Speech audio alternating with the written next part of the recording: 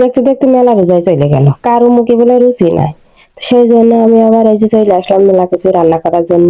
তো আসসালামু আলাইকুম, কেমন আছেন সবাই? আশা করি সবাই ভালো আছে। ইফতারে দুইটাই রান্না করবো এখন। তো ঘপ ঘপ করে ঢেলে দিলাম একটুক্ষণ তেল, এক মুঠ খান পেঁয়াজ কুচি দিলাম, এক মুঠ খান কাঁচামরিচ চিড়ে দিলাম। দেওয়া হয়ে গেছে তেলের পরে এবার আছে একটু লাল হালকা ভেজে নেবো। এক ঢিলে দুই পাখি মারছি আমি। তো ওই পাশে চুলায় আমি আবার চুলা রান্না করার জন্য কড়াই দিয়ে দিয়েছি। মাংস রান্না করতে যা যা উপকরণ লাগে সেগুলোই দিয়ে দিচ্ছি। আদা বাটা দিয়ে দিলাম, এবার আছে রসুন বাটা দিয়ে দিলাম। আমি ফ্রিজে রেখে এলাম রসুন বাটা আদা বাটা। এটা সেগুন দিয়ে দিলাম, এবারে এলাচ দারচিনি গুলো দিয়ে দিলাম, দিয়ে একটু ভালো করে নেড়ে চেড়ে সুন্দর করে কষে নিলাম। কষানো যে হয়ে গেল প্রায়, এবার দিয়ে দিলাম একটু লবণ। লবণ দিয়ে নিয়ে আবার একটু নাড়তে শুরু করলাম। আমি বলে আবার একটু পানি ব্যবহার করি না এই জায়গায়। তারপর দিয়ে দিলাম জিরে, তারপর দিয়ে দিলাম হলুদ, তারপর দিয়ে দিলাম এবার একটু পানি। এত পরে দিলাম কেন সেটাও বলবো না, আর শুকনো মরিচের গুঁড়ো পরে দিলাম কেন, পানির উপর দিলাম কেন সেটাও বলবো না, আপনাদের সঙ্গেই থাকেন। চুলার পর দিয়ে দিয়েছি মশলাটা ভালো করে কষে, যখন আছে তেল উঠে এসে তখন দিয়ে দিয়েছি মাংস। দিয়ে দিলাম গোস্তটা দিয়ে দেখেন কি সুন্দর কালার। কালার দেখলি মন বসে যে এখনই খেয়ে নি। চুলাও হাসে ওদিকে আর নেড়ি যাচ্ছে, তা চুলাও মাঝে মধ্যে নেড়েছি, ঢেকে দিয়েছি। ঢেকে দিয়ে আবার আছে তুলে দিলাম। মাংসে কিন্তু আমি কোনো পানি অ্যাড করিনি। এই যে মাংসতে পানি বেরোছে সেই মাংস দিয়ে রান্না হবে। ব্রয়লার মাংস অত তার পানি দেওয়া যাবে না, কষা কষা রান্না করতে তাহলে ভালো লাগবেন সবার খাতে।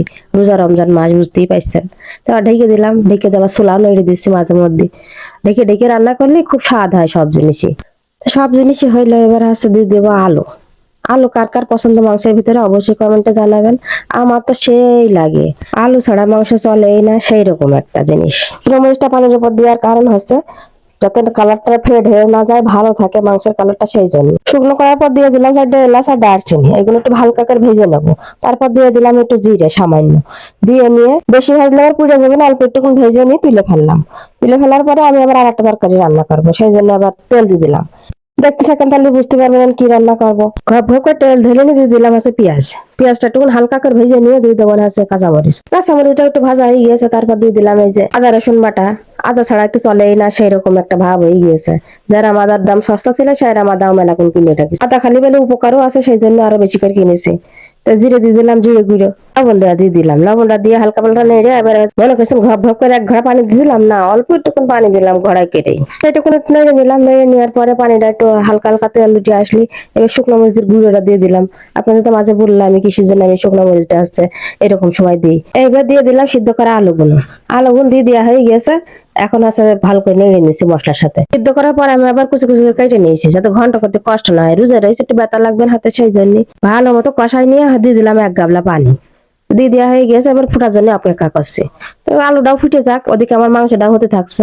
বেশি ভাজে নিয়ে মশলাগুলো শিল পাটার পর দিয়ে দিলাম একটু নিপিস করে বাটার জন্য। তো নিপিস আর করতে পারলাম না, যে হালকা একটু নিপিস করতে পারলাম, রোজা রয়েছে বুঝতেই পারছেন। মশলা বাড়তে বাড়তে আমার আলুটা ফুটে গিয়েছে। এবার ওর পরে টুসখানি ছিটি দিলাম হচ্ছে ভাজা মশলা। ভাজা মশলা দিলে একটা সেন্ট বেরোবে না আলু ঘাটের, সেই জন্য ভাজা মশলাটা দিয়ে দিলাম। খুন্তি দিয়ে সব গুইটে ফেলবো না, এত সুন্দর সিদ্ধ হয়েছে। দেখতেই পাচ্ছেন যে কি সুন্দর করে গইলে যাচ্ছে সব, একাই গইলে যাবেন সব। আলু ঘাটিটা কি দিয়ে খাবো সেটাও আছে দেখেন। এই মাংসটাও প্রায় হয়ে গিয়েছে, হালকা একটু পানি দিচ্ছি, বেশি আর পানি দিইনি। এবার হচ্ছে পানি দেওয়ার পরে একটু ফুটে গেলে সেই ভাজা মশলাটা দিয়ে দিলাম। ভাজা মশলা দিলে যে কি সেন্ট লাগে, ওটাও হয়ে গেছে। আমি এখন চলে যাবো হচ্ছে ইফতারির ভাজা ভাজতে। তো কি দিয়ে কি করব সেটাও আপনাদের সাথে দেখাচ্ছে। এই যে প্রথমে বেগুনিটা ভেজে নিলাম, তারপর দিয়ে দিলাম লুচি, সেই ফুলকো ফুলকো লুচি দিয়ে আলুর দম খাবো। লুচিটুকু দেখেন জানি কি সুন্দর ফুলে ফুলে উঠছে, দেখতেই সে এক লাগছে। আমার আগে এরকম ফুলতো না, তো খুব রাগ হইতো। তো এখন দেখছে ভালোই ফলছে। তো এখন তো আর খাওয়া যাবে না, প্রায় রান্নাগুলা শেষ হয়ে গেলে লুচি গুলা করলে আমার শেষ হয়ে যাবে।